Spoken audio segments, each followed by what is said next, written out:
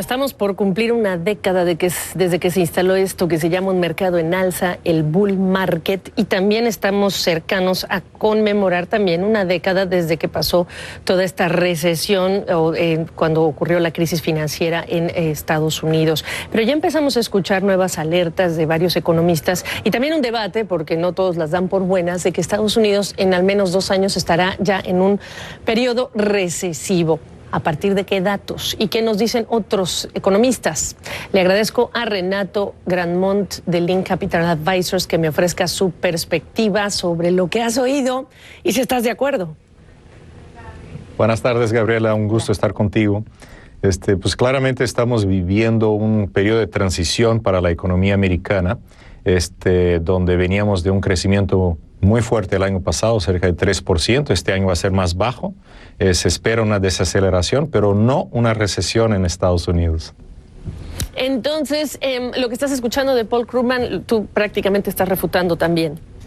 Sí, lo que vemos es que el primer trimestre el crecimiento va a ser bastante más bajo. De hecho, se estima que con el government shutdown que tuvimos, posiblemente esto le va a quitar medio punto porcentual al PIB del primer trimestre. Sí. Y que al final de cuentas lo que esperaríamos es una recuperación a partir del segundo trimestre del año a nivel de crecimiento. Entonces, al final, Estados Unidos creciendo quizá este año cercano al 2,5%, lo que es bastante razonable para una economía tan fuerte como la americana. Y haciéndole contraste a un entorno externo más debilitado, con evidencias bastante que empiezan a abundar, ya empezaban a existir, ahora estamos hablando de abundante evidencia de que se está desacelerando, al menos en Europa, y lo que ocurre en China.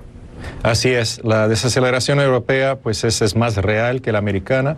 Estamos viendo tasas en Alemania, en Italia, en España, ciertos problemas políticos en Francia y el riesgo del Brexit que sigue creando una incertidumbre para la comunidad europea.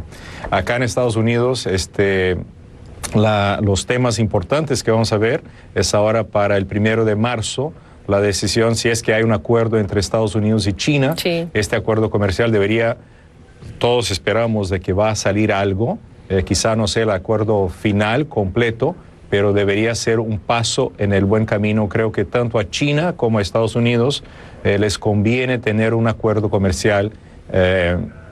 ¿Será que van a tocar todos los temas, como la propiedad intelectual? Pues todavía no se sabe, pero yo esperaría que tuviéramos algún tipo de acuerdo para de aquí a un mes más o menos. ¿Y qué me dices del impasse político? Porque hay heridas autoinfligidas, lo que hablabas del primer trimestre que va a retratar pues el efecto de este cierre parcial del gobierno federal yendo a los próximos meses, el impasse en otros temas, cuando ya estamos hablando de 22 billones de dólares de la deuda de los Estados Unidos. Así es, y estos son puntos muy relevantes. Creo que estamos viviendo una polarización política en Estados Unidos como en pocas épocas la hemos visto.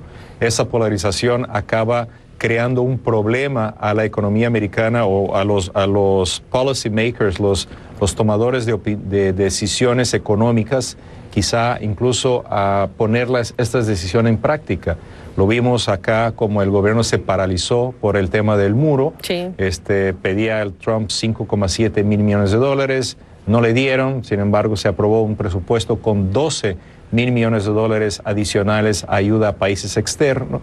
Entonces, esa polarización es muy preocupante, sobre todo que faltan 2 años de gobierno. Claro. Y sobre todo que hay temas importantes en la mesa, como la aprobación del nuevo Tratado de Libre Comercio entre Canadá, Estados Unidos y México. Entonces, eso es un tema preocupante. Esperemos que políticamente Estados Unidos la cosa se pueda más o menos arreglar.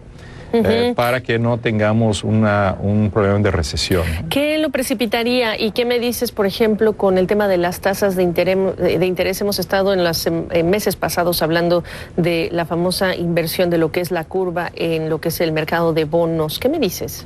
Así es, tienes toda la razón. De hecho, estamos viendo una inversión en la curva en los bonos de 3 años en relación al bono de 5, 7 y 10 años. Entonces normalmente una curva de tasa de interés tiene una pendiente ascendiente. Cuando la curva se invierte, históricamente eso quiere decir que el mercado de renta fija empieza a esperar una recesión. Se ve una inversión en la curva en la parte de los 3 a 5 años de la curva. Lo interesante es que estadísticamente lo que vale es el de 10 años contra el de 2 años. Hoy el bono de 10 años está pagando cerca de 2,69, el de 2 años está pagando cerca de 2,52. Entonces, esta parte de la curva no se ha invertido, pero el centro de los 3, 4, 5 años, esto sí se ha invertido, lo que implica que el mercado de renta fija pensaría que Estados Unidos tendría una recesión quizá entre de aquí a 3, 4 o 5 años. Y con eso termino, pero qué bueno que hiciste esta explicación. Lo que paga un bono de mayor o de menor plazo, cuando se invierte esa curva, refleja precisamente ese mayor o menor rendimiento, lo que dice que un inversionista espera ya que venga un fin de un ciclo. Renato, qué gusto saludarte. Gracias. Muchas gracias, Gabriela. Un gusto verte. Que estés muy bien.